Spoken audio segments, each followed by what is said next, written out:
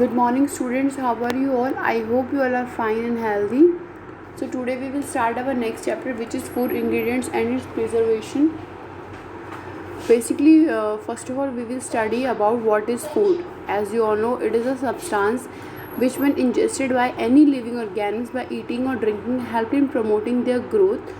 मतलब बेटा जो आपका फूड है, आपका खाद्य है या भोजन है, वो एक ऐसा सब्सटेंस है, ऐसा पदार्थ है जो जब भी किसी जीवित व्यक्ति के द्वारा लिया जाता है, ऑब्वियसली लिविंग ऑर्गेनिम्स होते हैं वो ही फूड लेते हैं ना, एनिमल्स हम लोग हो गए, ठीक है। तो जब हम कुछ भी फूड लेते हैं या तो हम उसे ईट करें या ड्रिंक करें, तो उससे क्या होता है, हमारी जो ग्रोथ होती है वो बढ़ती है, हमारी ग्रोथ प्रमोट होती है, ठीक है, क्योंकि उससे हमें क्या मिलता है, न्यूट्रिशन मिलता है। तो ये फूड की डेफिनेशन हो गई। Food is a substance which when ingested मतलब लेना, ग्रहण करना। तो food is a substance which when ingested by any living organism by eating और drinking helps in promoting the growth. Food आपकी ग्रोथ को बढ़ाने में हेल्प करती है, प्रोवाइडिंग न्यूट्रिशन, आपको न्यूट्रिशन देती है। Generally food contains proteins, minerals, fat, carbohydrate and other essential components which are use to maintain the life processes. Basically खाने के अंदर क्या क्या होता है, आपका प्रोटीन होता है, मिनरल्स होती हैं, फैट होता है, कार्बोहाइड्रेट होता है और भी कंपोनेंट्स होते हैं जो हमारी लाइफ के लिए ज़रूरी है। अब करते हैं बात फंक्शंस ऑफ फूड, मतलब भोजन के क्या क्या कार्य होते हैं, वो आप सबको ही पता है। Food has many functions. हमने जब फूड एंड न्यूट्रिशन चैप्टर किया था ना बेटा, हमने सारे एलिमेंट्स को डिटेल में पढ़ा था, जैसे कि मिनरल्स, विटामिन्स, फैट्स। बस ये है कि हमने उसमें बेसिकली ना ओवरऑल पढ़ा था कि जैसे अब हम इस चैप्टर में ना तो विटामिन्स की बात करने वाले हैं और ना फैट्स की। इस चैप्टर में बेसिकली ना मिनरल्स की बात ज़्यादा की गई है, मिनरल्स और प्रोटीन्स, ठीक है।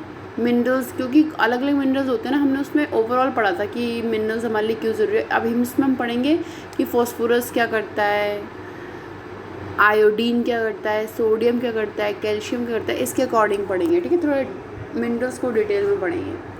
उसके बाद ये भी पढ़ेंगे हम फूड को कैसे स्टोर करके रख सकते हैं, कैसे प्रिजर्व करके रख सकते हैं कि वो ख़राब ना हो, ठीक है। तो सबसे पहले functions. Food has many function, some of which have been describe as follows. First, पहला फंक्शन है गिव्स एनर्जी, ऊर्जा देना। खाने से ही हमें एनर्जी मिलती है, फूड बिना फूड के आप कोई वर्क नहीं कर सकते, ठीक है। It is well known fact that all the living organisms require energy for different processes of life and the major source of energy is food. ये सभी को पता है, ये यूनिवर्सल ट्रुथ है कि सभी जीवित प्राणियों को ऊर्जा की ज़रूरत होती है अलग अलग कार्यों के लिए अपनी लाइफ के, और उनका जो मुख्य स्रोत है एनर्जी का या ऊर्जा का, वो क्या है, food. Activities such as respiration, walking, dancing etcetera all require energy. आपकी जो एक्टिविटीज़ होती है, सांस लेने के लिए, चलने के लिए, डांस करने के लिए, सब के लिए आपको ऊर्जा की ज़रूरत होती है। Food rich in fats such as butter, nuts etcetera and carbohydrate such as potatoes, honey, cereals are main sources of energy.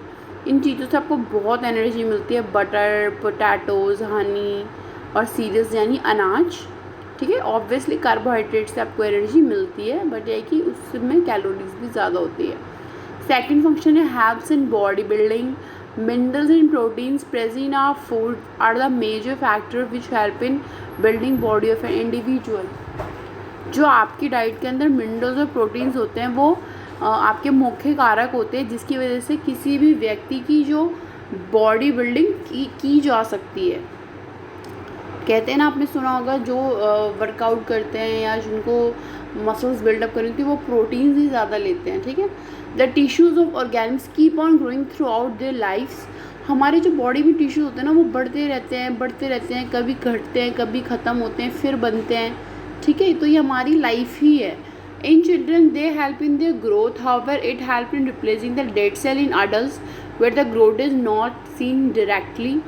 आपको पता है एक टाइम के बाद आपकी जो फिज़िकल ग्रोथ होती है, लाइक हाइट बढ़ना, वेट बढ़ना, वो आपका क्या होता है, सॉरी नॉट वेट, हाइट जो होती है आपकी, वो एक एज के बाद स्टॉप हो जाती है। तो उस एज के बाद तब तक तो प्रोटीन्स आपकी हाइट को बढ़ाने में हेल्प करेगी जब तक आपकी एज है हाइट बढ़ने की। बट सपोज़ अब आप 30 ईयर के हो गए हो और आप प्रोटीन्स ले रहे हो, तो क्या होगा, उससे आपकी बॉडी की ग्रोथ नहीं होगी वैसी ग्रोथ जो एक्सटर्नल ग्रोथ होती है, पर यह कि आपकी इम्यूनिटी अच्छी रहेगी, आपकी बॉडी में जो डेड सेल्स होंगे वो जल्दी जल्दी रिमूव हो जाएंगे।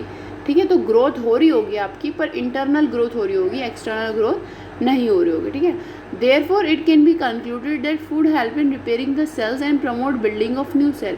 ऐसा भी बोल सकते हैं कि जो खाना है वो आपको सेल्स को, सपोज आपने सुना होगा ना, किसी को जब कोई बीमार होता है या चोट लग जाती है, इंजरी हो जाती है, तो ऐसा क्यों होता है कि उसको बोलते हैं कि इसको खूब न्यूट्रिशन वाला फूड दो ताकि इसकी हीलिंग जल्दी हो। ठीक है, क्योंकि कोई भी व्यक्ति जिसको कोई रिसेंटली कोई भी प्रॉब्लम हुई है, कोई सर्जरी, कोई इंजरी, हर दिक्कत में जब आप बीमार होते हो तब भी आपकी बॉडी की सेल्स डिस्ट्रॉय हो जाती हैं। उसके बाद क्या होता है, जब आपकी कोई सर्जरी होती है तब भी आपकी बॉडी के टिश्यूज़ डैमेज हो जाते हैं। तो अगर आप एक हेल्दी डाइट ले रहे हो, न्यूट्रिशन वाली डाइट ले रहे हो, तो क्या होगा, आपके जो सेल्स हैं वो जल्दी रिपेयर करेंगे और प्रमोट भी, आपकी जो फूड होता है वो प्रमोट भी करता है न्यू सेल्स की बिल्डिंग को।